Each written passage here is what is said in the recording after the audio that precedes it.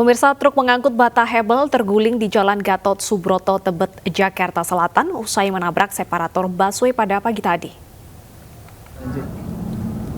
Truk pengangkut bata hebel dengan plat nomor B9877CYT mengalami kecelakaan tunggal hingga terguling di Jalan Gatot Subroto, Tebet, Jakarta Selatan pagi tadi. Truk yang melaju dari arah Semanggi menuju Cawang ini menabrak separator bus Transjakarta hingga mengakibatkan truk terguling dan muatan bata hebel tumpah ke tengah jalan. Kecelakaan ini mengakibatkan arus lalu lintas dari arah Kuningan menuju Pancoran mengalami kemacetan panjang. Guna penyelidikan, sopir truk hebel dibawa ke kantor Subdit Gakum Dirlantas Polda Metro Jaya.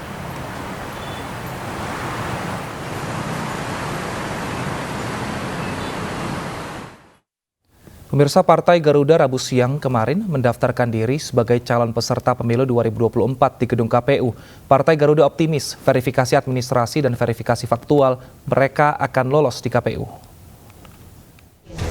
Bapak Eber Katawiman dikalungkan oleh waktu saat ini menunjukkan pukul 2:17 waktu Indonesia. Partai Garda Perubahan Indonesia atau Partai Garuda tiba di gedung KPU pada pukul 14.05 waktu Indonesia Barat dan telah resmi mendaftarkan diri untuk pemilu 2024.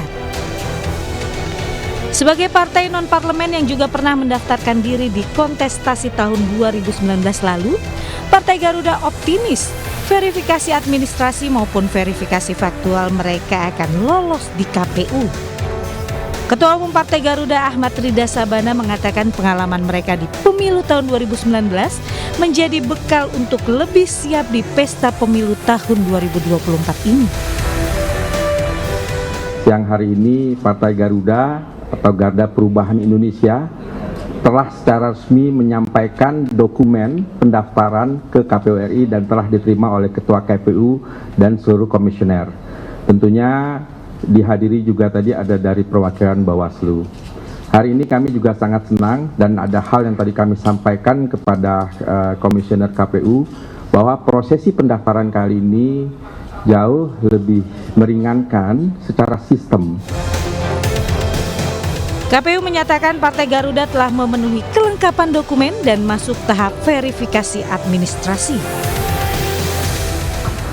Selanjutnya partai politik yang kami terima pendaftarannya hari ini itu adalah Partai Garda Perubahan Indonesia atau Partai Garuda. Seluruh dokumen Partai Garuda yang diserahkan kepada kami melalui aplikasi Sipol atau yang diunggah ke dalam aplikasi Sipol itu dinyatakan lengkap sehingga dokumen pendaftaran Partai Garuda dilanjutkan ke tahapan selanjutnya. Esok akan mulai diverifikasi secara administratif. Hingga Rabu kemarin sudah ada 11 parpol yang telah mendaftar. 8 parpol dinyatakan sudah lengkap berkas ataupun dokumen, sehingga KPU kini sedang melanjutkan untuk proses verifikasi administrasi. Tim Liputan iNews melaporkan. Polarisasi yang terjadi setelah pemilu 2019 harus menjadi pelajaran bagi masyarakat Indonesia. Masalah ini bisa dihindari jika peserta kontestasi politik tahun 2024 bisa berpolitik secara santun dan beradab.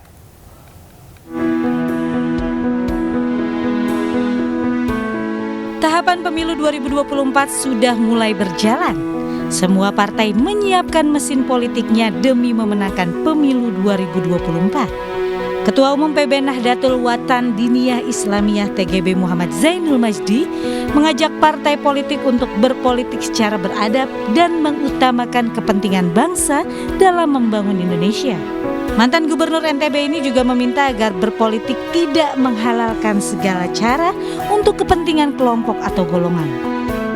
Kita berpolitik betul-betul untuk kepentingan bersama, mana yang terbaik ya udah itulah yang kita dukung bersama gitu ya, yang kita support bersama, apalagi kalau misalnya sudah ada pemilunya nanti 2024 kan, itu pemimpin kita semua. Jangan kayak 2019 kemarin, udah selesai masih dilestarikan ya, polarisasinya masih dijaga, dirawat.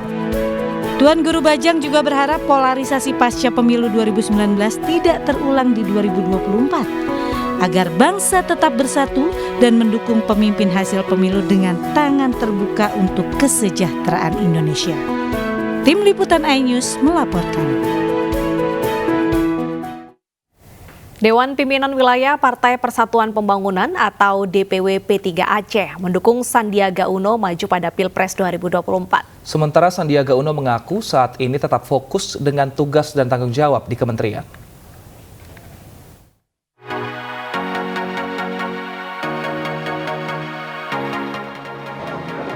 Sejumlah tokoh DPW P3 Aceh menggelar pertemuan dengan Sandiaga Uno di salah satu kafe di Banda Aceh. Dalam pertemuan yang digelar secara tertutup ini sejumlah hal dibahas, termasuk pertumbuhan ekonomi serta persiapan jelang Pilpres 2024. Tokoh P3 di Aceh berharap agar Dewan Pimpinan Pusat sebagai pihak yang berwenang untuk menetapkan kebijakan dalam rangka menghadapi Pilpres ke depan mempertimbangkan figur Sandiaga Salahuddin Uno sebagai salah seorang calon presiden dan atau calon wakil presiden untuk pemilihan presiden tahun 2024. Saya sangat mengapresiasi sesuai dengan arahan dari Presiden bahwa kita sudah masuki tahapan pemilu, tapi setiap menteri mesti fokus menyelesaikan tugas-tugas yang ada. Tokoh P3 Aceh pun menyatakan dukungannya kepada Sandiaga Uno untuk maju pada Pilpres 2024 mendatang. Meninjau pelatihan UMKM serta memberikan anugerah desa wisata di Desa Gampong Ulele, Banda Aceh. Dari Banda Aceh, Taufan Mustafa iNews melaporkan. Timnas para catur Indonesia sukses membawa pulang emas dalam ajang ASEAN Para Games 2022. Informasi selengkapnya kami hadirkan usai jeda.